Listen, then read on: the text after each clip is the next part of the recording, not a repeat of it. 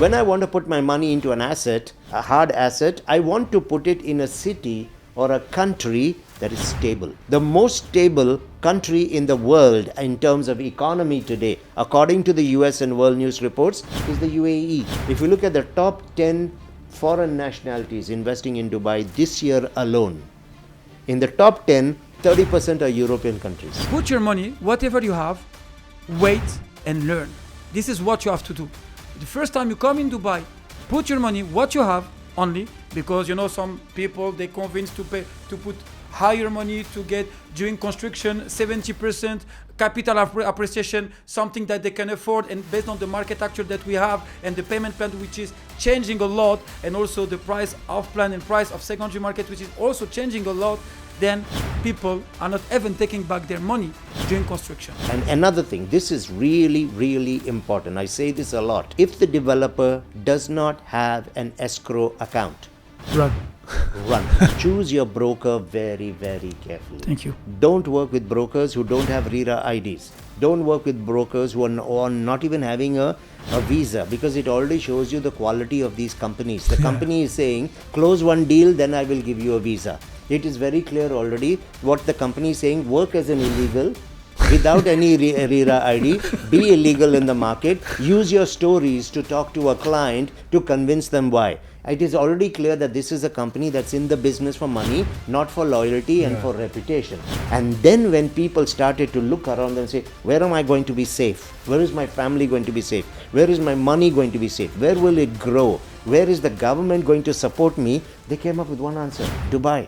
Bonjour à tous les amis, c'est un plaisir de vous retrouver pour un nouveau podcast, et celui-ci, les amis, faites-moi confiance, il est exceptionnel parce que j'ai autour de la table deux individus incroyables. Mounir, bien évidemment, que vous connaissez déjà. Comment ça va, Mounir? Écoute, ça va très bien, je suis vraiment heureux d'être là.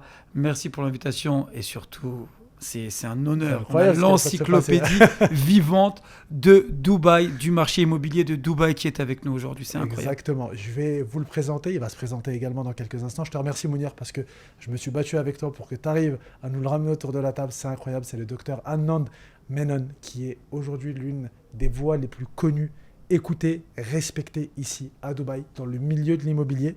So, on va continuer en anglais, bien évidemment, parce que Monsieur Anand parle. On va mettre les sous-titres. Hein. Et on va mettre les sous-titres. Ne vous inquiétez pas, vous devez absolument écouter ce que ce monsieur a à dire, parce qu'on entend beaucoup de choses aujourd'hui sur le marché.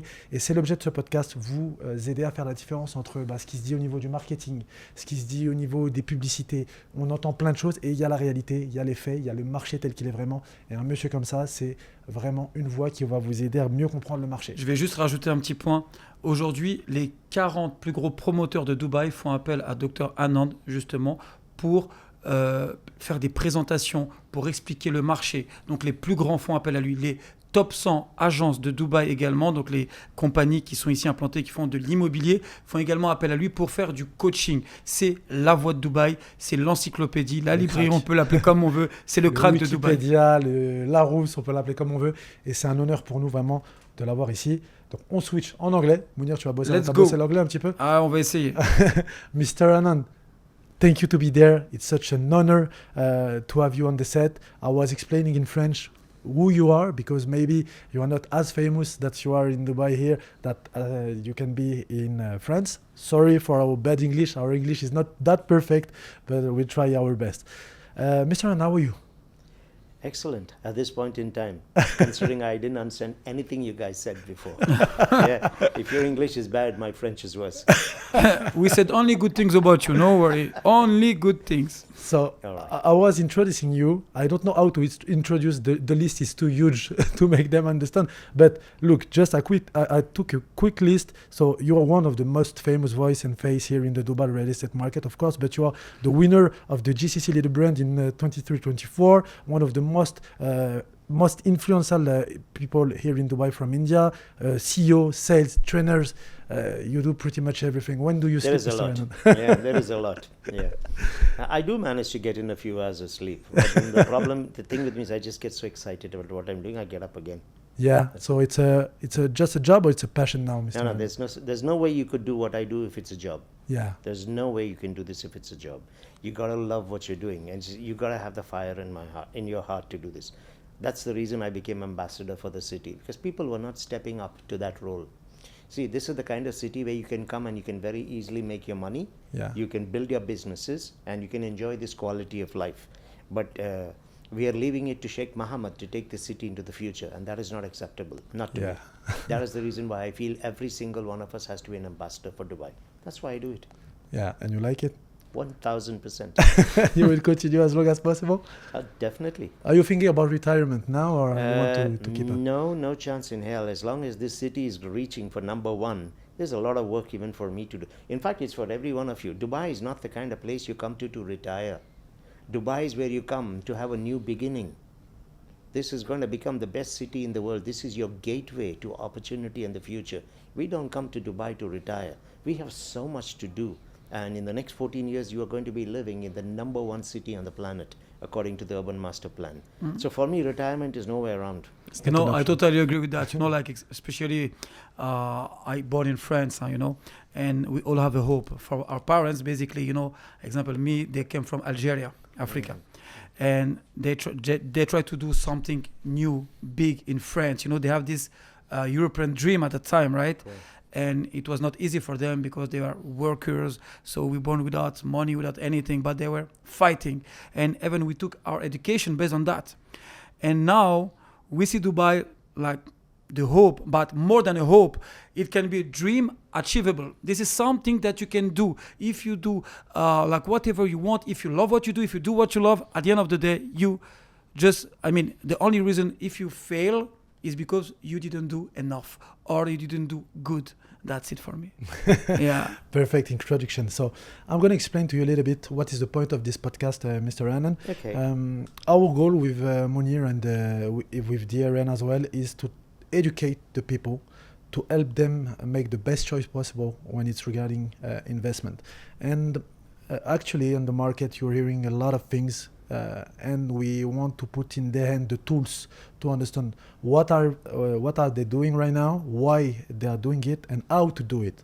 So we will ask you a few questions, and the dream for me is perfect because I bring Munir, which now is not only an agent anymore. It's like an entrepreneurship, like the leader of the family, and is a very known, maybe the most famous face in the French market. So to have you together at the same time, it's a dream for me, and mainly I think for the people who are listening to us. And also it's an honor for me just to tell you, because I'm following you since I don't know how many years right now, and even I learned a lot from you. We took, you know, at that time what happened, it was, you know, we were saying a lot of things, okay? But we learned from you about the numbers, because the numbers matters here in Dubai, because you can say whatever you want. It's a magic city. It's a beautiful country. It's this. At the end of the day, numbers. Facts. The KPI. Actually, you are the king of the KPI for me. You know, we have a lot of debates, Mr. Anand. You know, we're fighting each other. We prefer this number, this, and every time we'll like all seated in front of the computer, look at what the referee is saying. It's like the VAR, you know? Done. Okay, so to start, I want to focus this podcast around what is happening right now in Dubai. You know, Dubai is evolving such an incredible speed that the reality of today's Dubai is not the same as yesterday. It will not be the same tomorrow. So for me, a very useful podcast is when it's speaking about the current events. Okay, so Mr. Anand, first question: for how long now are you in Dubai? 33 years. Oh my God. Dubai was existing at this time? Well, Dubai has been around for 200 years. Yeah. But it was just a tiny little Arab state. And then it started to come into prominence in the 50s when oil was first discovered. But the Dubai that we are talking about, the Dubai that the world knows today, is 25 years old. Yeah. Started when Sheikh Mohammed started to share the vision, which originally was created by his father, and then Sheikh Mohammed expanded on that vision. That happened from the year 2000 onwards. That is when you saw real estate getting launched, because real estate was going to become the infrastructure for the growth model for this city and the economy for the future. And that started in the year 2000. So the Dubai that people are talking about today is 25 years old. Okay, 25 years old. So what do you say to people who are just critically about this. Dubai has no history. Dubai is, I think it's like something like this. People a lot are saying that. So what is your opinion about this, Yusuf? All right. A few months ago, I actually did a live webinar with Europe itself. It was interesting, and there were a lot of people from the UK. They were investors from all over, and they brought up exactly the same point, and they said, you have no culture, you have no history, because we know Europe is big on history. India is big on history. China is big on history. Egypt is big on history. The Americas are big on history. And at that point of time, I think when you look at a city that's a baby city, to ask a question like that did not make much sense. But I had a clear answer. I said the reason why you have history and the reason why people come, because this was the question told to me, people come, tourists travel and come to Europe for history, to be a part of history. I said, I agree, because you guys are the past. You guys are history. There is nothing that you have in the present today, whether it is Europe or the Americas. India is losing, China is losing. We guys are the future. That is why what we have is the museum of the future. To understand the last 5,000 years of history, go to Europe, go to the Americas, go to India, Egypt, and China. You want to understand the future of the world? Come to Dubai. That's what we'll show you. That's the perfect answer. What do you think, you, Munir, as your point of view, because we are not as long as Mr. Anand in Dubai, but as your own scale, what would you say to people that say what I just said to Mr. Anand about the history, about everything? Actually, I cannot say better than him right now, to be honest with you. But the only thing that I want to say, like people in Europe, everywhere in the world, they like to say only bad things because they are scared. They are scared to do a new step, a new beginning, like something different. People like to follow, and they are scared. They critique other people because they don't know. So if you want to know what is happening, come to Dubai, Habibi. This is the number one. And number two, you have a new opportunity to be part of the history. So, in your country, let's say I will talk about France. Everyone is saying in France, in real estate market, you cannot make money. To make money in France, what you have to do? You have to take an old apartment, make a new renovation, do 1, 2, 3 with all the permit, the governments want everything, just to get maybe like 10,000 euro. If you do the same thing in Dubai, it will not be 10,000 euro.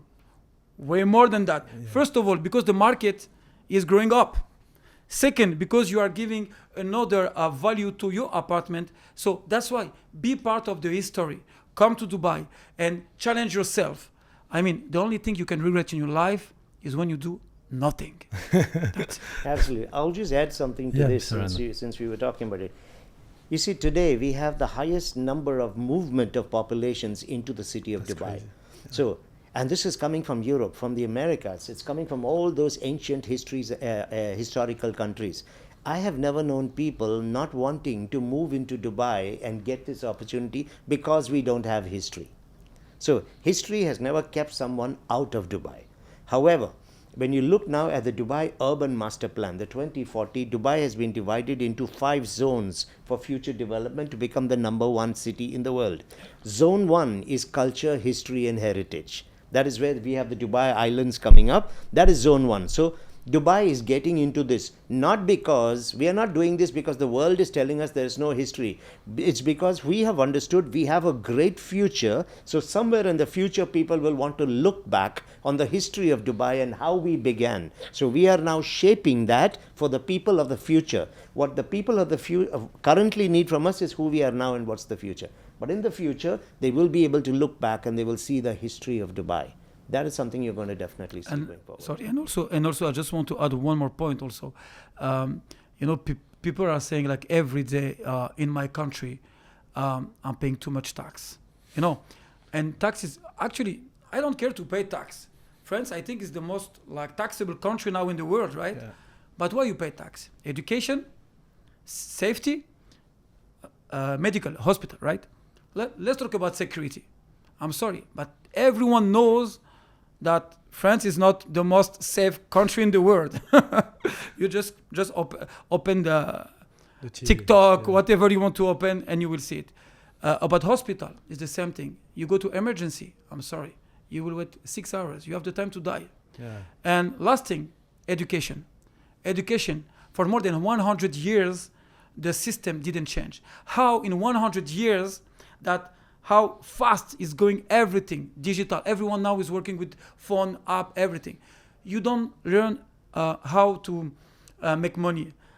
You don't learn about the financials. You don't learn, about how to say, sorry in English because I'm not that good in English. You could jump into French as well in between. You could go French, English, I'm fine. No, with that. I'm with you. I want to change myself because I'm in Dubai. That's the thing. Yeah, but like you understand that pay tax is something, because I will never say anything about France since I love this country.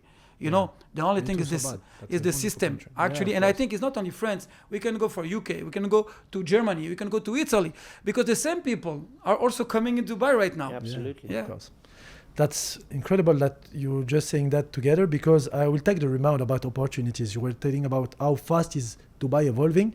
What would you say to people said that the best part is behind us, that the opportunities we had yesterday we would never have now and in the future? Sometimes some people are saying that the gold investment area is done. What would you say to this type of people? Okay, Mr. the Anand? first thing is when someone would make a comment like that, that the best part is behind us, the golden era of investing is over, I would simply ask them, how exactly did you decide that? What is your credible source of information on that? So Dubai is just beginning. We are not coming to an end. Okay, the golden era in Europe is over.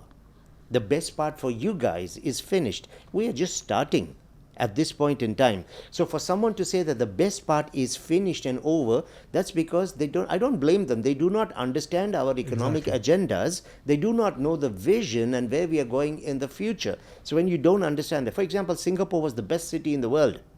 Singapore had great plan. Now Singapore is emptying out and the people are all coming into Dubai. So we can see what's happening. The highest number of millionaires who are migrating are coming to Dubai. What we need to understand about these millionaires, when they're coming lock, stock and barrel. What do we mean by that? They're bringing family, they're bringing their kids, they're relocating their businesses. This year we will have 9,800 millionaires relocating to Dubai. Now, for the last 4 years, the city with the highest number of millionaires migrating is Dubai. The UAE as the country is number one. Now, if I'm a millionaire and I'm living, let's say, in Paris, or I'm living in London, or I'm living in New York, with $2 million, I can go anywhere in the world today, because there are residency programs available, and I have $2 million if I'm a millionaire. Now, when having the opportunity to go anywhere in the world, these people, the ones who want the best quality of life and opportunity, are all putting the tick on Dubai. They are coming to Dubai not because the golden era has passed. They are coming because it is just starting. They want the opportunity. They want it for business. They want it in safety. They want it in lifestyle. They want it for their children's future. They want it for education. They want it for the tax benefits. They want it for futuristic and business policies and investor policies. That's the reason they're coming here. The millionaires and the billionaires of the world will not come here because of our past. They are here for our future. So it is important for the people of France to understand what is the future of Dubai. Once they understand that, then they will be able to really recognize why this city is going to number one. I will say one thing here which is very important, and I do this especially with international investors. It's a psychological thing. We call it a frame of reference. Okay? A frame of reference is my way of looking at things and understanding it. Now, a frame of reference is usually based on what I know, what I have experienced, and what I believe in. So, if I'm coming out of France, if I'm coming out of the UK, if I'm coming out of Australia, my understanding is based on a UK experience, a French experience. My understanding of real estate is from that experience. But in most of these countries and cities, there is no off-plan. Most of it is old buildings, ready homes, which are actually being sold again and again. And 70% of them are being bought on mortgages. So if you come out of that, because I did this with a UK investor just last week, you're coming out of London where 96% of the inventory is ready homes and 70% of them are bought on mortgage. And you're trying to understand a market where people are putting their money on sand. And the number one nationality in the world today that's doing it is the UK. They beat even India, that was number one for 23 years. So they're coming and putting. So what happens to those kind of people, including France? If it's like how our market is there, we can associate with it, we can connect with it, but it's not. So We cannot use a frame or a mind of where we understand the past to try and understand the opportunity of the future. It will not happen. We're going to have to open our minds to understand, I'm not investing in the past anymore. I'm investing in the future. So what people should be really looking at is, does Dubai actually have a future? What is that future built on? Why is it that people from around the world are moving to Dubai? What caught their imagination? What is the evidence that they have? And they're not just coming alone, they're moving their kids. They're moving their families here. They're moving their businesses here. So when someone is moving businesses here, they're thinking long term. So this is not a short thing for 1 year, 2 years, 3 years. You have the biggest family funds. You have the institutional funds. BlackRock, the biggest on the planet, is now in the UAE. So you have all these kind of people coming in here. You have the mega millionaires and billionaires coming. 192 of the Fortune 500 companies, that's 40% of the Fortune 500 companies, now have their regional head offices in Dubai. They are building their business platforms for the Middle East and Africa out of Dubai. Now, these people don't just come because there's only tax benefit. They want to see opportunity. They want to see how they can reach global markets through Dubai. But they want to do it where they're going to have a cost-effective approach. They want access to resources. They want friendly government policies. They don't want red tapeism, bureaucracy. They want opportunity for everybody. They want technology. They want the corporate governance. They want AI, blockchain. They want crypto, digital currencies. Dubai is going number one on the planet in every single one of these. If you are a businessman and you got some brains in your head and you're not in Dubai, you're seriously hurting yourself.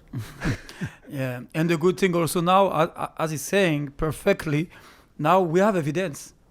That's the main thing.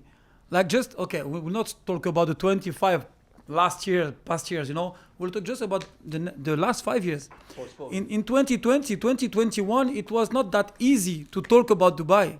You know, now it's totally different. So I mean, all the KPI, and we have the king of the KPI here, the best of the numbers. He knows exactly everything. So it was totally different. You know, what about those people who invested like 25 years in the Palm Jumeirah off plan? You know, and they made 10 times more their money. So they started at 2.6 million. Now it's like 35 million just for the same villa. You know, so now we have evidence.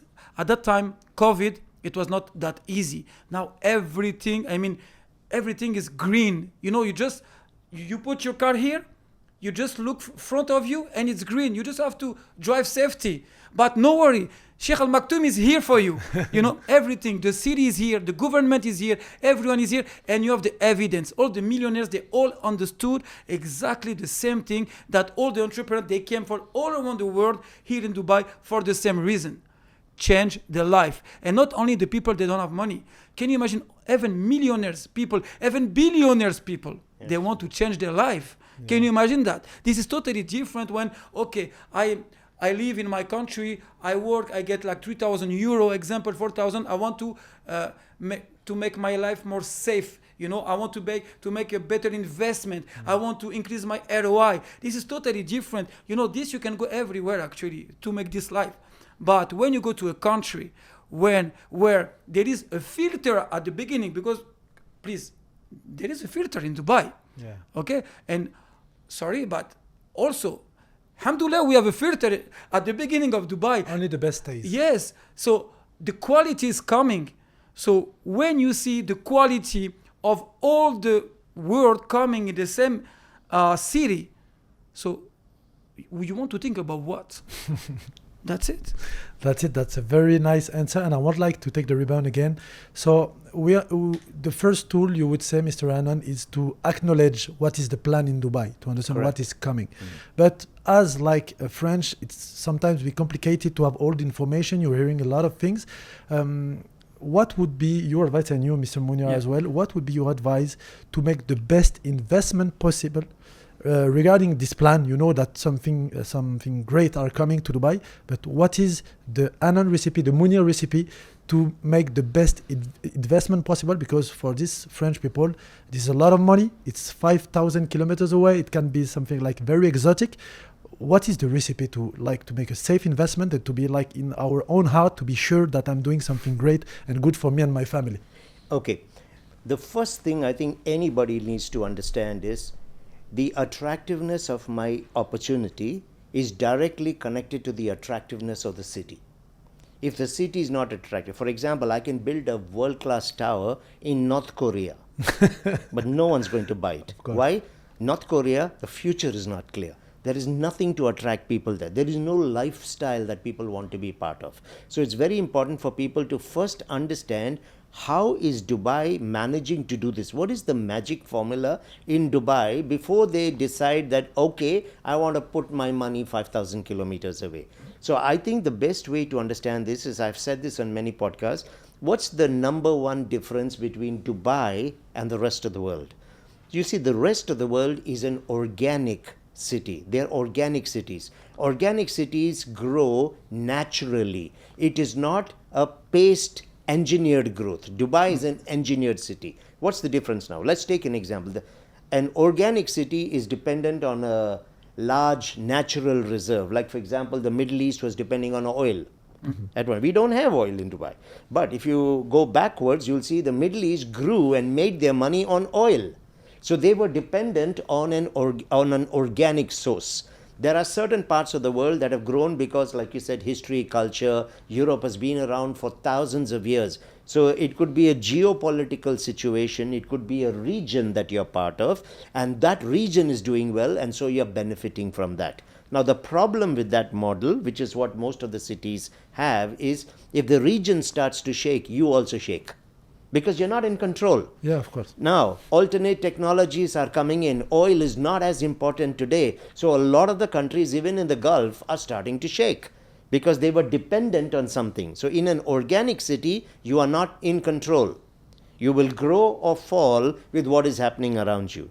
In an engineered city, you plan your growth. I'm not dependent on a geopolitical situation. I'm not dependent on a president taking an office in a new country. I'm not dependent on a natural resource. I am planning my future. Now, two benefits in this. I know exactly where I want to go. That's the first thing. Now, in Dubai, we are not sitting here believing for the next 15 years nothing will go wrong. There could be a pandemic again. There could be a third world war. There could be major shifts in governments where policies affect. So when you make your plans, 10 years, 15 years, 45-year plans, you also put into that, what if there is another recession coming? What if there is a pandemic? So we have already built our response models for these kind of scenarios. That's the reason why even when there are wars going on right now, when there are tariffs, when there is economic volatility, the economies are shaking, we have become the most stable economy in the world. We are growing, having a 59% higher growth rate every year on GDP compared to the world average growth rate. So we are growing. We are not slowing down. And we are doing this on engineering, on the plan. Everything is written. Everything is planned. So now what happens? Let's say Trump decides to put tariffs on people. Now they're shaking. They have to go somewhere. We never planned the growth of Dubai that one day Trump may put tariffs. We never planned that. We never planned that Russia would go into Ukraine. We never planned that Israel would go into Gaza.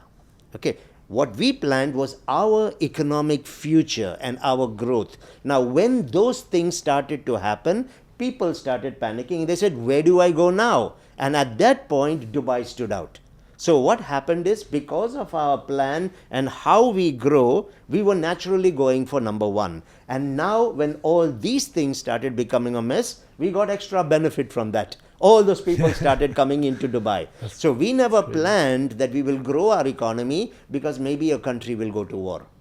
We planned it with economic strategies, investor-friendly policies, and we can talk about all those plans also. And then when people started to look around and say, where am I going to be safe? Where is my family going to be safe? Where is my money going to be safe? Where will it grow? Where is the government going to support me? They came up with one answer: Dubai. And that's the reason why they all started to come here. So this is the first thing that the people in France need to understand. What is the reason why Dubai is going against everything that's happening in the world and still having great numbers? That's the first thing. Once they begin to understand that, they will begin to understand why coming here is important. And I'll give you an American example, but the French will relate to it. When Trump announced the tariffs, it started to hurt American companies as well. It started to send companies in the south direction. So a lot of economies became volatile. Now, when people are having cash with them, but the economy is shaking, then the currency values also get affected. You lose money. Yes, you lose money. Okay, so they look to put their money into hard assets, which is typically real estate, gold, things like that. Now, when I want to put my money into an asset, a hard asset, I want to put it in a city or a country that is stable. Of course. Even when markets are fluctuating. The most stable country in the world in terms of economy today, according to the US and World News reports, is the UAE.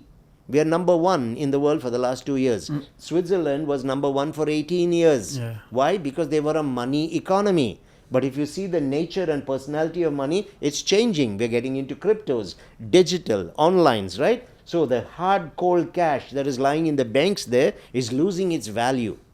And that is the reason why Switzerland lost their position. So now we have gone to the number one position as a stable economy. Now, what does this mean? Can my economy get hurt with the global situation? Of course, like everybody else. But we will be hurt lesser than the other. So I want to put my money where the hurt to me is less. Yeah. Secondly, that is the economy that bounces back the fastest when recovery happens. We saw it in the global recession in 2008. By 2011, we were the number 3 market in the world again. Singapore was number 2, London was number 1. We saw what happened in the COVID situation. We were the fastest city in the world to open in just 4 months. The UAE had the number 1 response in the world in COVID. So I want a city or a country where the response is equally strong. So now we have given you the opportunity to come into real estate in the most stable economy in the world. That itself is the attraction. What if that economy is growing also? If you look at the World Bank and the IMF, International Monetary Fund, the projected GDP growth rate for the world is 3.2% this year, average. Dubai is 5.1. So we are 59% above the average growth rate for the world. So I'm not only giving you a stable economy, I'm giving you a growth economy. Now, what if I give you the opportunity from France to put your money in a stable economy, in a growth-oriented economy, in an asset which is tax-free? You're not even taxed on that asset. So even when it grows in appreciation, you're not taxed. Now, I give you a stable economy, growth economy, asset which is tax-free, and a demand for that asset. Our population is increasing by 70% in the next 14 years. So when the demand is there, rental yields are better. You're going to have higher capital appreciation, easier to exit when you want to get out of your investments, because there will be others looking to buy, because the world is coming to Dubai. So here is an example of how the Americans, the Canadians are all moving their monies into Dubai, because this is the place where their money will be safe and it is going to grow while they're losing in their countries. It's going to be the same for France. Why is UK emptying out, and why are all the British here? For the same reason. Italy is doing the same thing. Austria is now emptying and coming into us, into the UAE. So you're seeing so many of the countries. Italy is already coming in here. So we're seeing many of these countries. If you look at the top 10 foreign nationalities investing in Dubai this year alone, in the top 10, 30% are European countries. If you look at the top 20, we have 25% of the top 20 are European countries. So 1 out of every 4, or 1 out of every 8 who's coming is from Europe into the Dubai market. In the top 10, 1 out of every 3 is from Europe.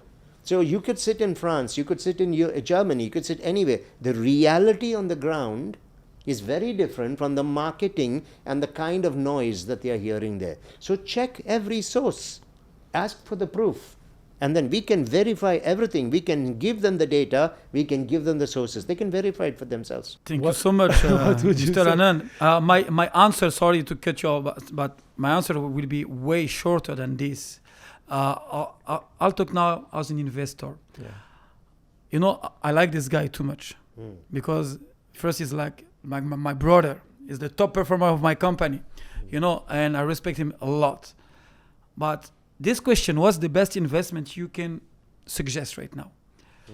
This, I think, a very big issue for most of the brokers. They're putting in the mind of people. They never bought anywhere.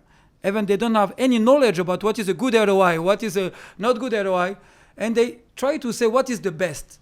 This is for me a really wrong question for me. I will explain you why. First of all, Evan, I will answer better. Quickly. Put your money, whatever you have, wait and learn. This is what you have to do. The first time you come in Dubai, put your money, what you have only, because some people, they convinced to put higher money to get during construction 70% capital appreciation, something that they can afford, and based on the market actual that we have and the payment plan which is changing a lot, and also the price of plan and price of secondary market which is also changing a lot, then people are not even taking back their money during construction, because of all of that. But the thing is, first example, I have now, let's say I want to go off plan. I have 100,000 euro. I can put on the table 5,000 euro, and this is not affecting my money.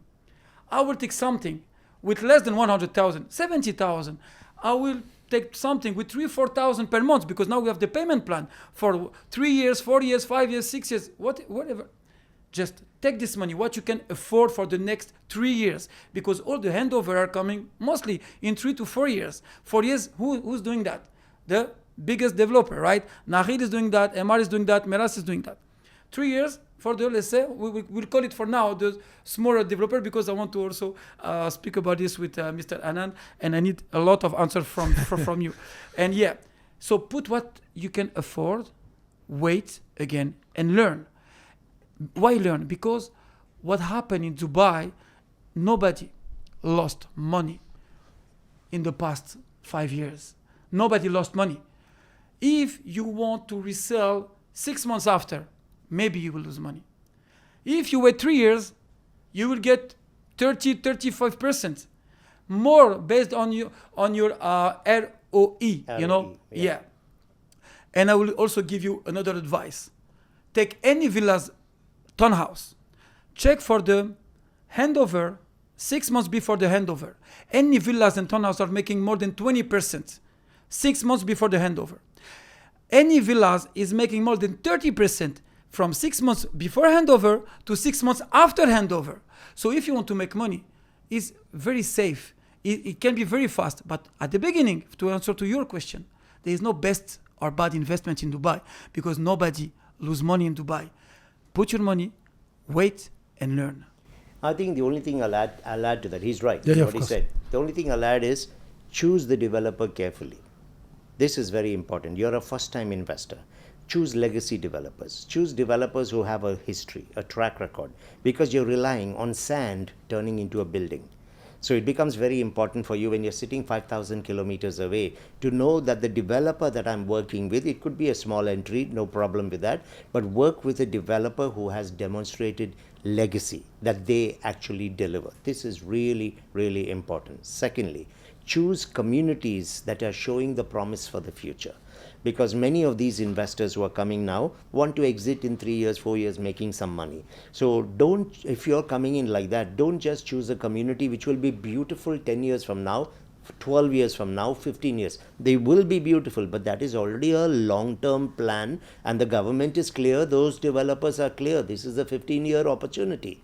So if you want to come in and try something small, choose areas where at the point of exit, 3 years later when you want to exit, there is a lifestyle opportunity already there. Otherwise, a second buyer is not going to come up, because the second buyer is going to be a homeowner with wife and kids. So I want to live somewhere where, okay, on the weekend I can do something. There is a clinic close by. There is a mall I can go to. There are some activities around. Schools are not too far away. I can commute from their metros, things like that. So you're coming in new. So you have to make sure that your investment and the area will do the work for you. So choose the developer carefully, the location carefully, and think about the readiness of that location 3 years later when you are planning to exit. If you're planning 5 years, you look at a 5. So keep these in mind. I don't think you can go wrong. For me, so I want to speak about this please. Yeah. Dr. Anand. I had a big question. Yeah, about but which is very important for the French market. Really, I want to talk about it, Mr. Anand. Few years ago, okay, the history with the escrow account and all the stuff. You know how the challenge is now for any new developer coming in Dubai to make any development here in Dubai. The same challenge and even worse for the contractor coming in Dubai and start any construction in Dubai. I totally agree for the location. Before, I agree also for the first point, but now I think the way the Dubai Land Department made everything difficult, And clear. more difficult for any developer now coming in Dubai, who has a very big challenge also to do best quality, best finishing, best design, and the best location, this. In my opinion now, and that's why I want to talk about this, Mr. Anand, it's very important for the French market, to be honest, and this, I have it in my heart. As you said, we have to we have to live with passion, and this is our passion, all here around the table. At that time, when we were selling, some developers, they were not famous also in the market. And the laws in Dubai was totally different. It was not that difficult from today. But from my experience with new developers now coming in the market, using the best contractor, if you check some big developers, they are not using the best contractors. Some, they are using not the best contractors. When you are checking, example, let's talk about now Imtiaz, they have their own. Let's talk about Iman, they are contracting one of the best also. Even some new developers that I know, that I will not mention here, they are also taking the best, who delivered, I will not say thousands, but hundreds of projects. Example now, I have one developer, I will not mention the name. See, he didn't deliver any project. He's using what? The contractor who did what? All Blue Water, Marché Arab. All Miras, Marché Arab. He did what? He did Coca-Cola Arena, Metro Station, the address, Arbor Point. But this guy never delivered anything. You prefer to trust someone who has this challenge to make his name number one in the market, or you will still believe, example, in some developers like, let's say, MR, Nakhil, Ellington, some big the big developers, and for me, some developer now, I'm very happy they have those new challengers in the market coming. Yeah, no, that is fine. See, when we saying choose the developer with legacy and history can be done in two ways. What we're talking about is there are developers who've been here for a long amount of time. You are checking that they have delivered first. Secondly, it is important that they are in good location, and whatever they have delivered, people have made money because it was good quality. New developers, we're not saying new developers are not good, and we're not saying they don't have legacy. They may not have the legacy in Dubai, but they have it in the home countries where they are coming from. That's what you need to check. Yeah. Because you see, Dubai is a city of opportunity. I could be a new developer here, but I have history of building, and I'm giving good quality in the other countries where I come from. That's the legacy you check. Yeah, That's what is important. Sorry. So they can be new in Dubai, but they're not new to real estate and home building for people. This is what is important. Otherwise, people are just opportunistic and they will come in, and that's where you will have a problem going forward. Yeah. You need history. History is important. Because now, like example, anyone's coming from any country in the world, really, there is a very big challenge right now to come in this market, to put your name very high. 100%. It's very difficult to make it. So what you will do? You will do better than everyone. You will try to put yourself as number one because you want to challenge everyone and yourself as well. So that's why, for me, I still give the opportunity for some new developers with nice background. That is what I'm Of saying. 100%. Because some people also, see, I'll just give you one example. It's not only about the background, it's about the people they're working with as well. So Yeah, you have yeah. the past and you have the I mean, present as you well. need to understand all the ecosystem of this developer, Of in course. my opinion. Because also people, example, I know one developer, he didn't deliver anything. But he's the owner of all the lands of one of the biggest developer. And the same guys owns also 30% of one of the biggest contracting company here in Dubai, and he's here for the past 37 years. But he didn't, and he never delivered any project. So what happened now, in the market, those, I'll speak, French people, because I'm in this French market, right? They are just taking whatever they want advantage because, you know, they're in competition with another broker to say, don't buy with this one. They're 1 week in the market. Don't buy with this one. He didn't deliver any project. Don't check this developer because people, even they don't understand what's the difference between a developer and a contractor. Anyway, you know, so I want you also to explain to the people, I mean, from your background, your experience here you have in Dubai, because you saw more than us, like what's very important for any client, any people, anyone who wants to invest here in Dubai. What is the most important things they have to take in consideration? Okay, it's actually a simple list to give people. Yeah. I go back to the first things. Again, first, before you choose the developer, know the city. Yeah. Because even a good developer in a city which does not have a good plan for the future, you're not going to make money. Yeah. This is clear. So you have to first understand, be sure that Dubai is where I want to go. That's the first. Once you have decided that, now you have to decide, do you want to work directly with a developer or do you want to work with a brokerage company? Choose your broker very, very carefully. Thank you. Don't work with brokers who don't have RERA IDs. Don't work with brokers who are not even having a visa, because it already shows you the quality of these companies. The company is saying, close one deal, then I will give you a visa. It is very clear already what the company is saying, work as an illegal, without any RERA ID, be illegal in the market, use your stories to talk to a client to convince them why. It is already clear that this is a company that's in the business for money, not for loyalty and for reputation. So choose carefully. You want to work with a broker? Ask the broker, send me a copy of your RERA ID. If he doesn't have a RERA ID, I'm sorry, let him go back to his company and tell the company, you need to get this done for me. Or leave the company and join a company that invests in you. Simple. So choose your broker carefully who has got legacy. One. Then choose the developer carefully, because eventually you're putting your money with the developer. Even if it is in an escrow account, a project that is not getting constructed or completed is not making money for you, and your money is going to be stuck in escrow for a long time till the project is either resold to somebody else or auctioned. You don't want to do that. Yes, your money is safe, but you don't have it, neither is the building coming up. So you need to choose a developer that has demonstrated some record, or you can clearly see that these people, based on their history somewhere else, have delivered real quality lifestyle opportunities. Choose that. The fourth thing, always ask for credible sources of information. People will come and tell you, you can make 15%, 18% a year. Ask the person, whether it is the salesperson in the developer or it's in the brokerage, where exactly did you get that from? Can you send me a link to that information? If they cannot give you clear data backed by credible sources, don't work with these kind of people. Fifth, look at the exit strategy when you are buying. You need to understand, are you planning to be here for 5 years, 10 years? What's the reason you're coming? So you have it is your money. So you need to actually keep these things in mind. These few things, if you keep in mind, is very simple. Understand Dubai. 2, understand which kind of developer would make sense to you. 3, which type of agent or brokerage you should work with. 4, credible sources of the facts and information they're providing you. 5, they should be able to actually show you how you can exit at the right point in time so you make money and you don't lose money.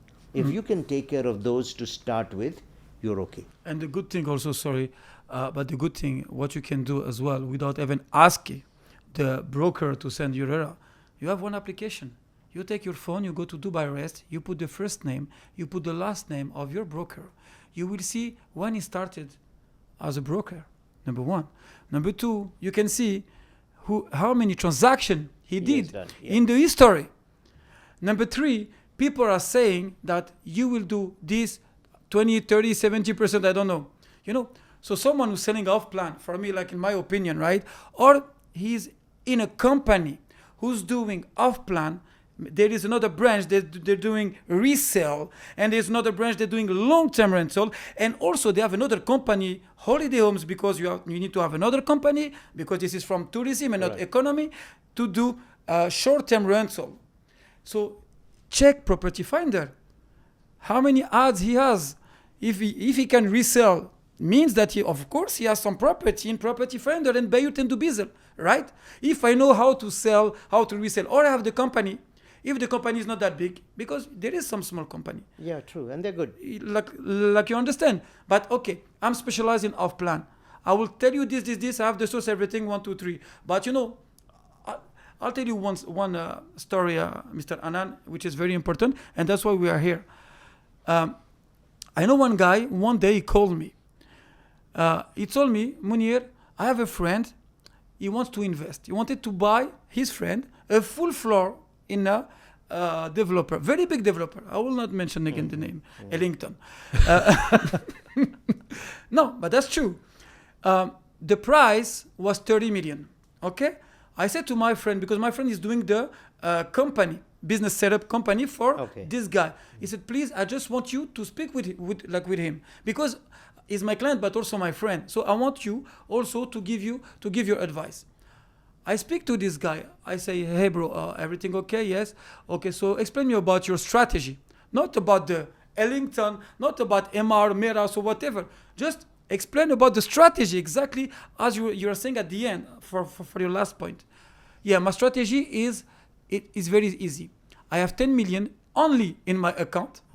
I need to exit in 9 months, exactly what you are saying, and they tell me, they give me check hands, everything. They promise that they are in the market since 15 years. They are in less than 2 years. They are not in property finder. So explain me how they will resell. That we will do 30% from my capital, my investment. I put 10 almost, because 9 point something, and I will get 30% of that in 9 months, because the payment plan is going. I said, brother, what happened if they are not selling from this installment at 1 year and at 12 months and the installment of 15 months? Because you have another 10% to pay. What you will do? Another 3 million that you don't have. What you will do? No. They tell me we will sell it. I say, come on. First of all, check who's this guy. Go to the RERA, check the transaction, check if they have a profile in property finder, Bayut, or whatever. Please have a look. You know what he told me? Oh, but I already give an EOI, expression of interest, of 500,000. I say, oh my God. Then, it was a long story also, because, they thought I wanted to take this client under my company, and it was not. Alhamdulillah, I don't need money. I just want to be loyal in my life. I just want to say the truth in my life. I just want to make the good things in my life. I didn't want to close this client, Even it was not my friend, it was the friend of my friend, And, even they were sad about me. To be honest, I'm just, this story already had with the CEO of them. So this is a long story, but I hope everyone knows that I'm not here for taking advantage of anything. Yeah. It was really because I cannot appreciate this kind of strategy. But also, it's not the fault of the broker. His fault also. He needs to be educated before to come. Of course. Absolutely. With such an amount like this, you have to know what you're doing. Absolutely. I completely agree with that. Because, you see, in any city that is going to the top, you'll get Mickey Mouse. I always say that. Yeah, you'll get the Mickey Mouse developers. You'll get Mickey Mouse investors. You'll get Mickey Mouse salespeople. All the Mickey Mouses will also come, because honey will always bring flies. It will attract the flies. It is your job. It's your money. You have to actually make sure that you're doing your due diligence from your side. That's why recognized agencies, registered brokers, premium or good quality reputed developers, locations that are making sense, good exit strategy, you will not go wrong. But if you don't do this, and just because everybody is buying in there, just because 1% a month you have to pay, it starts to look very attractive, you're going to hurt yourself. So you need to actually look at these things. If you can take care of that, I don't see a problem for you, because you are protected. And another thing, this is really, really important. I say this a lot. If the developer does not have an escrow account, run. Good, run. Do not put your money. They will tell you all the promises, because if there is no escrow account, the developer is shaking. He probably does not own the land yet. He doesn't have the title deed. The land is also bought on installment. That's why he can't open escrow. To open escrow, title deed is there. So he doesn't even own the land fully. He has to put 20% into the escrow account. He's not ready to do that. So you are putting your money with a guy who doesn't even own the plot, who hasn't even got the main contractor appointed, and who doesn't even want to put his 20%. He wants you to fund enough, so he'll wait for 5-6 months, say he sells enough units, and then he will use that money, go and finish the payment on the land, take an escrow, take a title deed, then open the escrow, then put 20%. But where did that money come from? From you as an investor. You have paid for the land. You have paid the 20%. Now, that is the wrong way to do it. The right way is the developer has to be putting money in. That is how the land department ensures this developer now has got enough accountability to be serious about his business.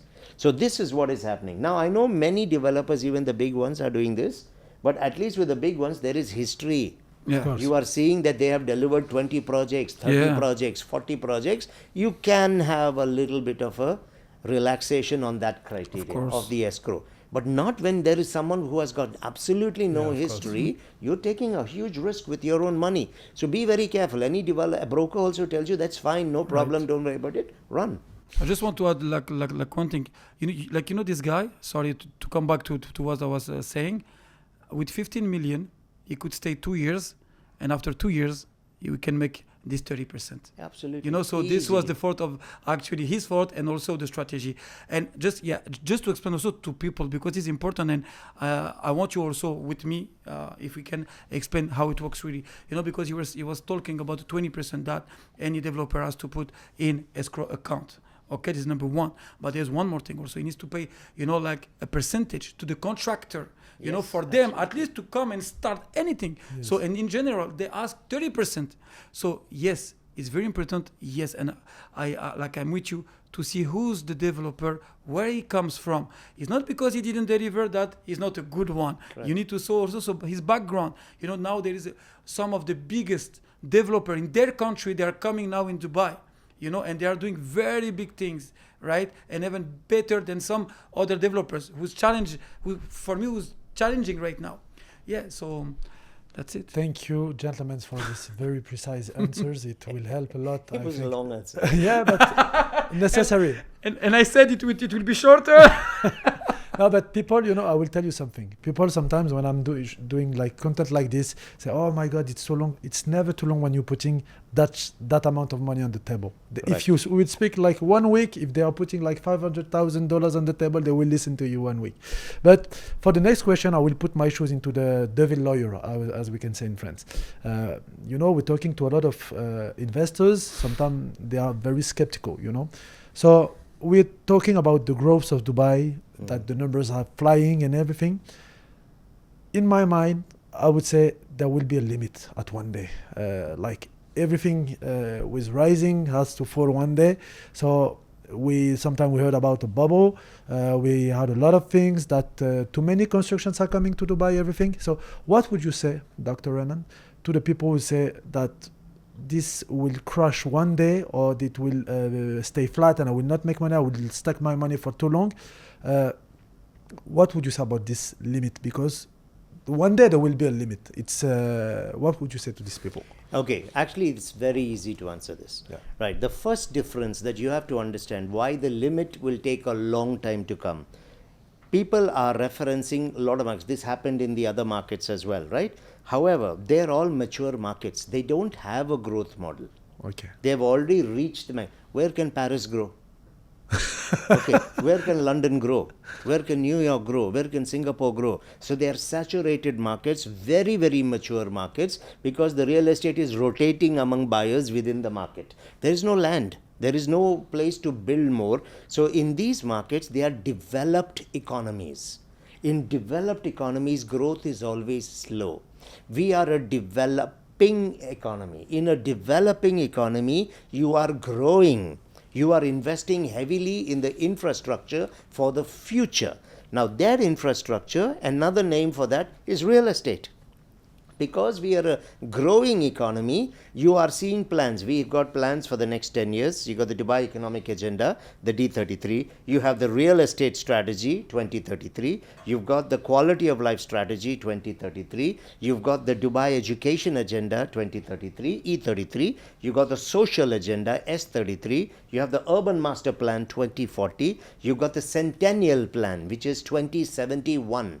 And now we have the 2115. We have plans for growth till 2115, almost 100 years into the future.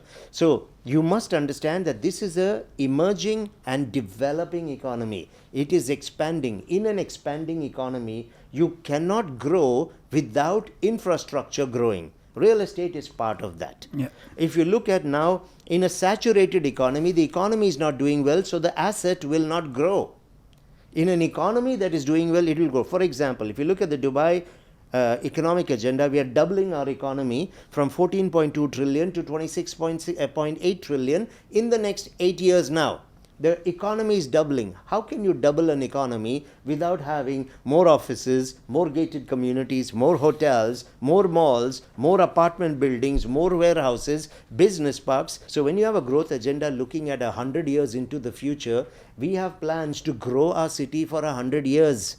So when the demand is coming and the world is coming, there will be an upward trend. If you look at our pricing right now, I'll give you an example. We are way below the pricing of most of the premium cities in the world. So this there is what you say to people, say that Dubai is expensive. Yeah. A lot of Okay. people When are saying people that. tell you Dubai is expensive, I would ask them in relation to what? Yeah. And in relation to which city? Let's look at the expensive since you talked about it. Okay. Let's look at the average price right now. I'm talking even just across, doesn't matter luxury or average.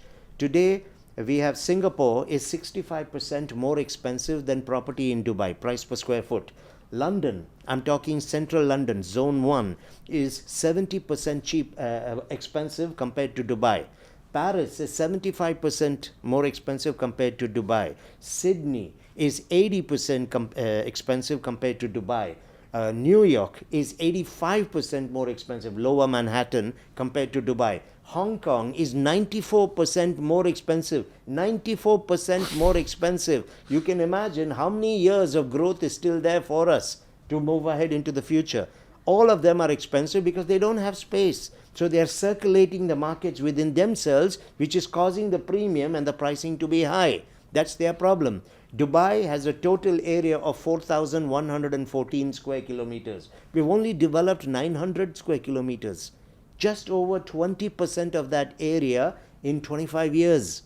We still have 80% of land, and don't forget, we're reclaiming from the oceans as well. So we have a lot of space, we have a lot of plans going forward. For that, infrastructure is going to continue to grow. So people saying this has to stop somewhere, they are coming from one, seeing where they come from. The growth has stopped. Our growth is not stopping, it is going ahead.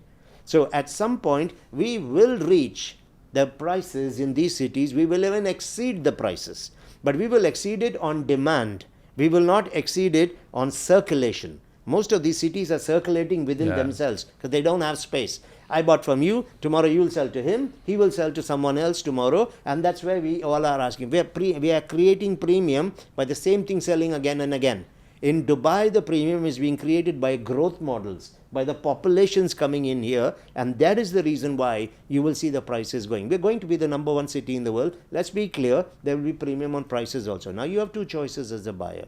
You can sit and wait and pay twice the amount later, or you could come in early and earn twice the amount. So that is a choice that you have. Okay, so this crash that people are talking of, The bubble, famous bubble. The bubble. Yeah. It's a very strong bubble. Sorry. From 2006, I'm hearing about the bubble. Where is the bubble? Then people will tell you 2008 what happened. I said, what happened in 2008? Yeah, the market crashed. I said, the market crashed only in Dubai? It crashed around the world. Yeah. So why are you pointing out to Dubai? What about your own city? Go and do your historical search. Your city crashed too. Now, everyone is looking at 2008. 2008 is Jurassic Park. Yeah. It is 17 years ago. And you're going to look at what happened 17 years ago. In that case, why don't you say what happened in Second World War? Yeah. Let us not invest. So that's the first thing. Now, when people tell me what about 2008, I say what about 2011? and they don't understand. I said 2008 you saw Dubai on its knees, but everybody was on their knees. Singapore, the best city in the world, had collapsed. They were the first Southeast Asian country to announce recession. What nobody saw was 3 years later, in just 3 years, Singapore and Dubai were back to the top of the world. So while every country can get caught in this, you want to be in a country which will bounce back the fastest. So this bubble that you're talking of, where is a bubble coming? A bubble will only happen when there is one asset class which is consistently growing in price over a period of time, but the economy has having slow growth rate. So there is a big gap in between. That's when the line collapses. Okay. That's the bubble. But now look at Dubai. Okay, you've got this consistent growth for 60 months, 5 years. 60. Consistent growth. So everyone is like, that's a bubble. But you're seeing only half the picture. Look at the economy, doubling in the next 10 years. That is the support below this. Population increasing by 70%. Dubai economic agenda. Foreign direct investment growing by 650 billion. We are doubling it. We are doubling our number of cities. 400 new cities coming into our trade map in 9 years. That's one new city every single week we are signing with them. That is doubling in the next 8 years. 3 new business corridors. Southeast Asia, Latin America and Africa, the emerging giant. Urban master plan. We have a national investment strategy in real estate strategy where Dubai will sell 1 trillion every year from 2033. We have got a plan how we are going to do it. Now, if you don't know the plan because you're sitting in Paris or in New York, you don't understand. So you see, there is that price. But below that, there are all these lines. How does that fall? There is no gap. There is no bubble. This is what people don't understand. And also I want to add something, Yeah, because it's it's very interesting what you're saying. First of all, I want just to come back to something when you were saying about the 20% of Dubai. I don't know if you take any flight from Emirates, from Air France, whatever you want. Just have a look what is Dubai. You will be scared because we are inside of Dubai. Yeah, so we cannot we realize. look buildings, everything, community. But when you are in the sky, Exactly. there's nothing. Come on, there is nothing, literally. And let's come back also, sorry, to this bubble, because what's the real bubble basically? Basically, bubble is not like is or when properties are not selling, or then because of people are not buying. Yes. Or sometimes because bank are giving mortgage without any deposit at the beginning. Like example, because you are talking about 2008, it is exactly like what happened and many things like around it. So first of all, let's talk about what's the percentage between off-plan and secondary market. Off-plan, people are buying with their own cash, right? Yes. They are not choosing any finance. So there is no bank at all. This is number one. And what's the percentage right now? We are almost at 60% this year, 50% last year. So it's from 50 to 64% in 2025, if I'm not wrong. And you can correct me, please, approx. And based on that, on the secondary market, ready properties, where you can get a mortgage, I just want, because I don't have this exactly percentage of the people buying with a mortgage. If I'm not wrong, it's 30%, like 25 to 30%, right? It is 31%. Exactly, yes. So I'm not wrong. Perfect. So what's the condition to get a mortgage? What's the condition? At least you need 20% plus 4% DLD plus 2% agency. This is if you are a normal employee or if you are local. If you are businessman, how much you need? You need at least 30% if you have an exception. Otherwise, it's 40%. Plus 4%, plus 2%.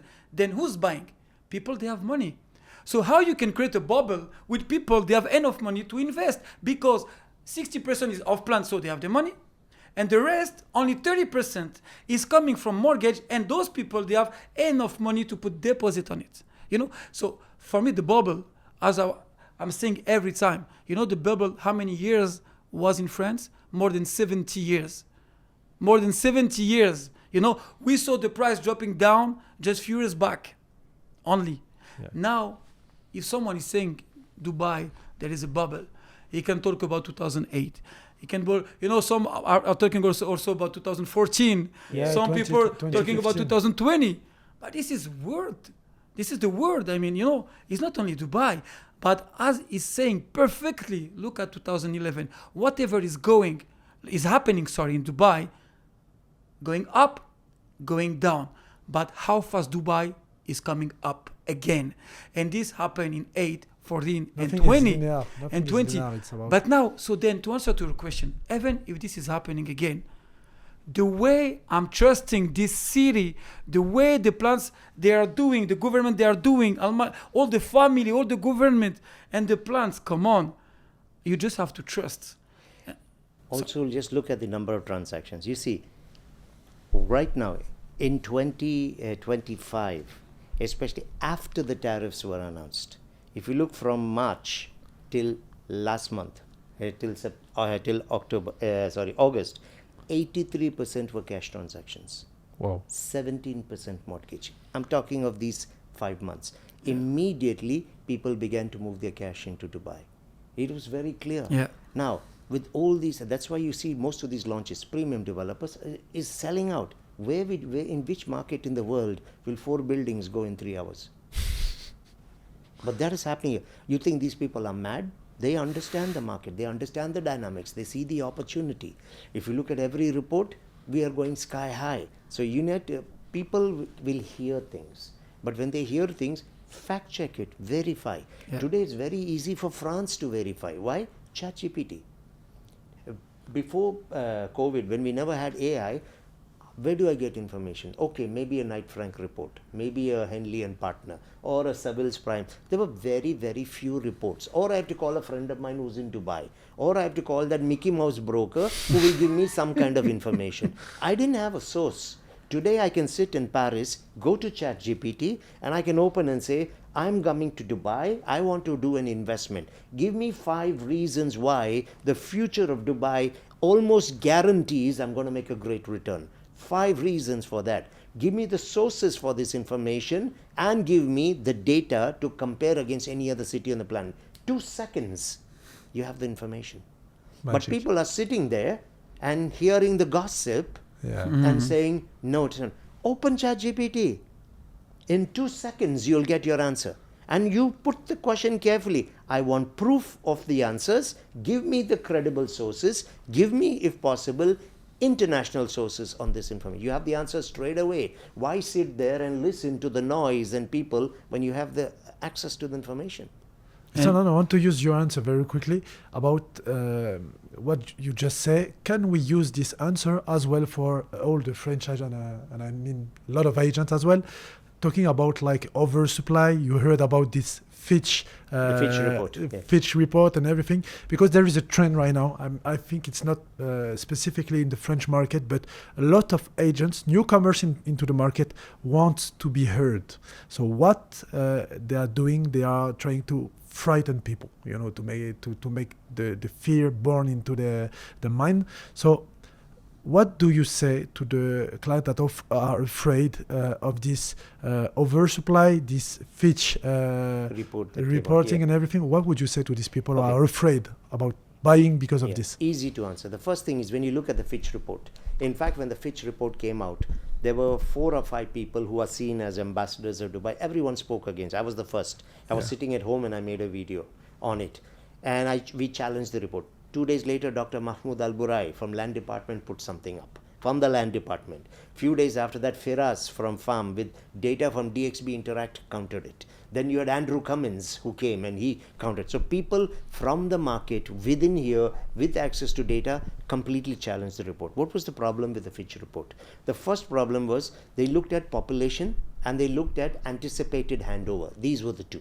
Because you will see they said we are expecting this kind of handover. So I'll come to those units. The first thing they said is we had a 5% growth rate last year in population. We had a 5.93% growth rate. Now what's the difference? It might not look much. A 5.93 on 5% is almost a 20% difference in the data you're quoting, which is wrong. Second thing, look at last year. We had an average of 463 new visas every single day. In the first half of this year, every day was 1,000 new visas, more than double. So how do you say the population is going to go up by 5% this year? We will go more than double of the increase that came in last year. So if you don't take that number, you're going to read it wrong. Now let's look at the number of handovers. The Fitch report talked about 170,000 units, 150,000 units this year, 120,000 units last year. There's no such thing coming. Look at the actual data. Look at the actual data. And that's what I want people to understand. We have a total of 364,000 units under construction right now. 364,000. 74% of those units, that's 270,000 units, are below 20% construction. They're not coming for the next 3 years.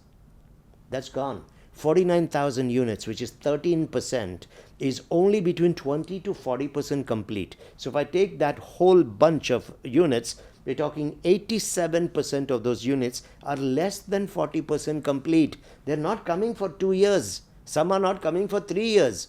Only 13% of the market, 13%, which is 46,000 units, is between 40 to 100% complete. Within that, only 12,000 units are between 80 to 100% complete. Those are the units that will be coming in the next 6 months to 1 year. 12,000. First quarter of this year, 7,000 units were handed over. Second quarter, 13,000 units were handed over. By the end of this year, we will probably get another 15 to 18,000 units. In total, around 32,000 units only are handing over. Where people go wrong in this information, they looked at all these launches that happened from August of 2020, post-COVID, and whenever a project is registered, there is a start date and an anticipated completion date. But over 70% of these projects never started on time.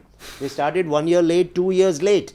But no one has gone and changed anticipation completion date. So if a project has started 2 years late and you're still saying anticipated handover of units is this many units, it is not coming.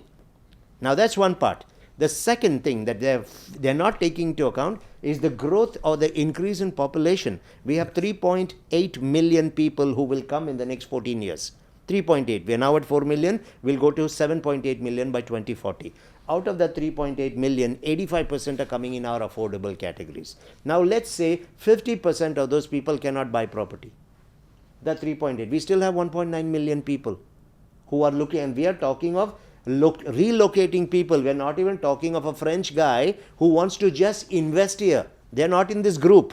This is a French guy leaving for good and coming here.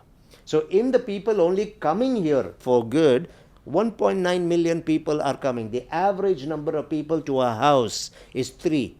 This data is from CEIC, Census and Economic Information Center. So just for the new people coming, 1.9 million people, we need 600,000 homes. New homes just for the new people coming in the next 14 years. 600,000 homes. That is just for the new people coming. What about the people who are already here, who came in the last 2-3 years? They're building a credit rating. They paid a lot of rents, but they needed to get a good credit score to get mortgage. They needed to be able to save the 20%. They've all got that now. Those who came in the last 2, they are looking to buy. They are not able to find units coming out into the market. So we are short for them as well. The holiday home segment is taking up the units. So even when units will be handed over, they are not available in the market. Only some of them are available. I had a British lady, a broker, who called me last week almost crying. She's trying to find a unit in downtown for her clients. She can't get anything. Everyone is saying we are giving it to holiday home companies. So the unit is handing over, but it's not reaching the market. Yeah. So there is a huge absorption. Holiday homes have increased by 108% in the last 4 years. That's crazy. That's 27% every single year. So 6 months before handover, the holiday home companies are going to the landlords and saying, why do you want to put long-term lease and make 6%, 7%, even 5% net? Give it to us. We'll manage it. The unit will be in a more healthy condition because of our regular maintenance. After our management fees, we'll give you between 9 and 12% depending on the location. So what is happening now? Many people who bought before, who were thinking of renting it, are not giving the units for renting. It's going to the holiday. It's not coming in the market. Now, this is not just because of tourists coming in. So the term holiday home also is not necessarily correct. It should be short stay. Today we have digital nomads. We have work visas, project visas, 2-month visas, 3-month visas. These people are coming on project assignments. They will not take annual rent. They're going to take these 2 months, 3 months. So the units are not available in the market from that side. Sometimes people will say, we will see some buildings and it's dark. A lot of people are parking their money in secure investments. Yeah. I'm not looking at, I have bought it for this reason. So the point I'm making is the actual units hitting the market is way below what is coming. And these numbers which I just gave you, anybody goes to DXB Interact, you will get these numbers. Yeah. It is all there. So people are just not understanding. Let's also, okay, if there is going to be this oversupply, why are all the developers still launching? You think they're crazy? Those projects are being approved by the government and government is saying launch. You think the government is trying to create your own bubble? Emaar has gone and put 100 billion in communities in Dubai South. Are they crazy? They're one of the largest private developers, master developers in the world. They're working in line with the economic agendas. 25 to 27 years experience in the market. 100 billion they're putting in mega communities there. They don't understand the dynamics of the market. The Fortune 500 companies are coming here. The millionaires are coming here. They can see the future. So sometimes someone just sitting there listening to some marketing and some noise, they don't see the future. That is the reason why all of these launches sell out. It's the reason why the appreciation is happening. People are confused because you're having launches and handovers together. Yeah. They've never seen this. Where they are in a market, either there is a launch phase for some years, then there is handover for some years. Both are not happening together. Why people are confused? The handovers that are happening now is for the current market. It's for the people who want to buy a home, for the holiday home companies, and for the new people coming in who are looking to rent. So all the handovers now is to take care of the requirements for the next 3 to 4 years. What we are launching today will hand over in 2029. That is for the next 1 million people coming from 29 to 33. If we don't launch today and we only have handovers, handovers will be absorbed by the holiday home companies, by those who are looking to buy now, and by the 1 million people coming. They will absorb it in the next 2 to 3 years. Then we will go into 28, and then if we launch, 250,000 people are coming in 29. They'll sleep on our streets. Yeah. To have ready homes for them in 29 to 33, we must launch now. So people have to understand there is a current market and a future market. Don't look at the number of launches unless you're an off-plan investor. Because when you are investing in the off-plan, you are not part of today's market. You're part of 29 to 33 market. You're investing for that. If you're going into the ready home market, you're part of the current market. So these launches are future supply, not now. Okay. It's simple. That's perfect and amazing. We will use that because we are hearing so much about this like oversupply thing. One last question, Mr. Anand. As you may know now, we are specialized in the French market. So Munir told you earlier that we are as well specializing in small ticket. Okay, Yes. we want to people who have not like thousand to invest, to have a possibility to invest and be part of the Dubai history. So there are not so much localization in Dubai that you can invest in. We are specialized in, for example, JVC, Dubai Land Residence Complex, and other neighborhood like this. But we're hearing, for example, JVC, that we have a lot of units coming. That it's still in the same subject, and we are hearing people are afraid to. They are hearing such terrible things like studio graveyard. Studio, you will not rent your studio. You shouldn't invest in JVC. It's a terrible mistake. What would you say to these people? And hearing that from agents, there are agents saying this. Like they're trying to use fear to attract them and propose a better solution. Something else. If you look at the property monitor data and the land department for the last 8 months, the number one area for primary sale of plan is JVC. The number one area for second sale is also JVC. How come? And for also rental, huh? Yeah. How come? Yeah. So people are saying something, but look at the data. It's number one. Even last month I looked at the data. Number one, primary and secondary sale is JVC. This is the first thing. Second thing, those units that are going to hand over will be picked up because it's number one on resale. People don't understand. I told you 3.8 million people are coming. Out of that, 85% are in the affordable category. The French is in that. That is 3.3 million people. This is only the 3.3 million people coming to stay here. What about those investors around the world who are only investing and not relocating? They are also there to be considered. So now you're finding a lot of demand in areas like DLRC, Silicon Oasis, the Dubai land area. You are finding the areas like Arjan, Science Park, all these areas are very, very popular. Even some in the Dubai South area. There's a lot of requirement. JVC, JVT, all these areas. Motor City now is the next big thing. There's 44 buildings are going to be launched in Motor City. 11,500 units are coming up in that place. Why? If you look at Motor City last year, 22.7% was the appreciation. Don't take my word for it. Look at Bayouth, you'll get the numbers. So people do not understand this dynamic, that there is a requirement. Now let's look at this whole year, launches. One thing we have to agree, the developers will only launch if there is demand. Agree? If there is no demand, who's going to launch? No one's going to buy. Correct. Now let's look at the 8 months launches. Total number of new launches in 8 months was 104,900 units, 105,000 units. Of that 105,000 units, 86% were apartments.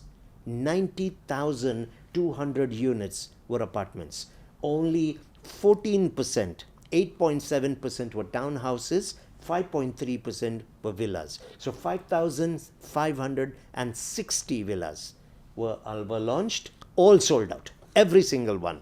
And we had about 9,100 units, townhouses. 90,000 were apartments. So where is the launches slowing down? Government is approving these launches. And all of these are coming in areas where we are going to see the future supply. Motor City is going to have a 30% expansion in the population coming in there. That is why our metro is coming. You think RTA is going to put hundreds of millions to put an expansion for metro and nobody is going to get onto those trains? So, which is the reason why we must know the agendas. We have to know our numbers. We have to know population movement. The government today is decentralizing.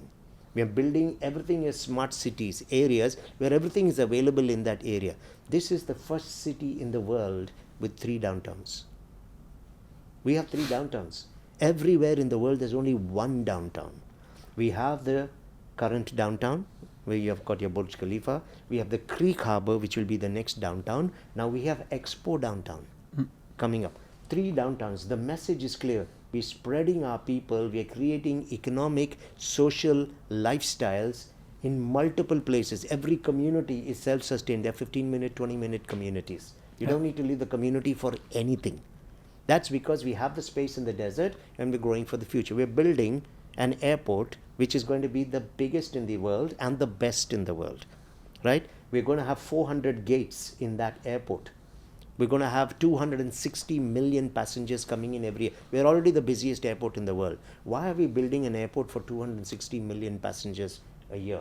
Because we know they are coming. We have 400 new cities signing contracts with us. We have a 70% increase in our population that is coming. So we have to understand the dynamics of what is happening. We have 168 kilometers of industrial area next to Dubai South that is now going to be developed for manufacturing, which we never had in Dubai. That area, 186 kilometers, sorry, I'm wrong, 168 square kilometers is 22% the size of Singapore as a country. So 22% the size of Singapore as a country, we are putting next to the Dubai South Airport for production. So when people do not, this is the growth. For this we need the infrastructure. And that is the reason why we are on that upward trend. That area to stop is nowhere in sight. Nowhere in sight. So you could advise to invest in JVC? Sorry, well, absolutely. Not just JVC. Everywhere. Expand. They could No, go but to for the Arjan. French market, we're talking a lot about JVC. See, this is the main focus. No, stop doing that. I would suggest there are several areas that will give you opportunities like JVC and that are upcoming areas Of but course. still in the affordable category. So what you could do, you could talk about Arjan. Yeah, of course. In the Dubai land area, the science park, there is so much coming there. DLRC is the next big thing everyone is talking about. Yeah. There is Silicon Oasis, there is some in Dubai South. So there are so many areas where you are having affordable categories coming. JVT, Motor City, like I mentioned earlier. So let's not just narrow everybody into it. Maybe JVC because, okay, the French understand JVC, Yeah. so it's easy. All right, but understand expansion. Yeah. The city is not moving into JVC. The city is expanding everywhere else. Grab that opportunity. Yeah, and Yanis, but the same people were saying 6 months ago, they stopped approve studios in JVC. This is what they were saying. We just got exclusivity on a full building with half of the studio. Come on, so it's very easy to answer to that. First, you need to have the good numbers. When Dr. Anand is talking, I'm listening carefully, because for me every single number is very important. I have to watch this video 1,000 times to understand it, because you cannot be wrong of 10, 20, 30%. You need to have the right numbers. That's why you need to talk with the right person, and also you need to make the right decision based on that, right? The problem with the people, most of the time they're not talking to the right person, they're not making the right decision. Then that is where the problem is. Yeah, exactly. So make your own research. You need to be informed, you need to be educated from people, but also from your side.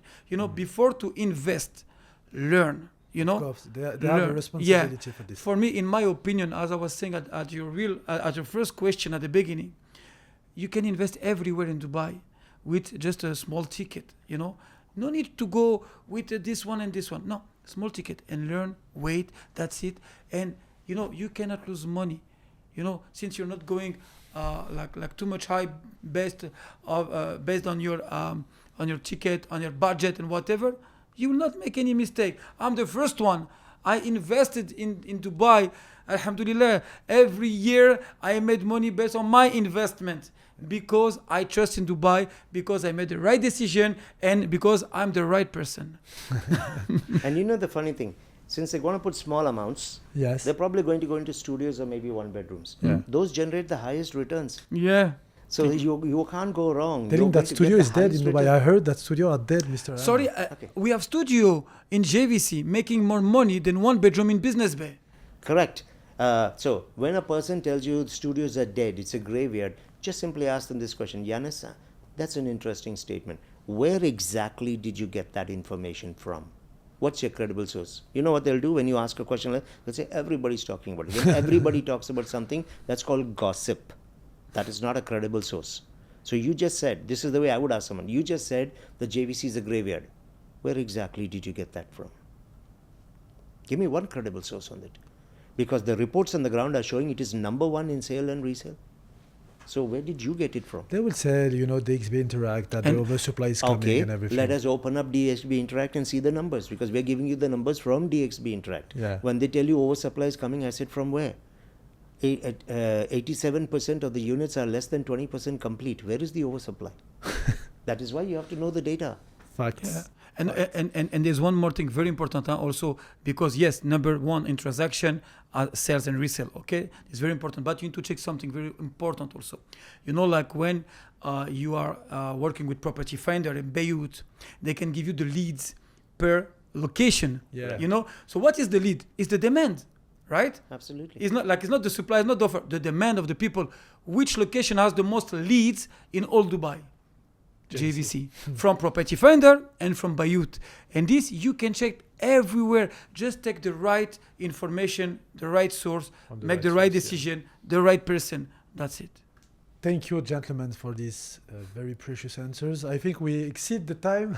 No. Yanis, sorry, I want just to add one more thing. I want to invite you when my villa will be ready for a special podcast, with the French chief for the part number 2, Mr. Anand. It will be my pleasure to have you. No, but you're not inviting me to a villa. You're inviting me to a villa that has appreciated over time and you've made your money, right? Yes, double in 3 years. That's it. So those of you who are listening, that's Dubai what you should be style. doing. Thank you. Recipe. But still, we will eat some good food. Yeah, for sure. With a French chef.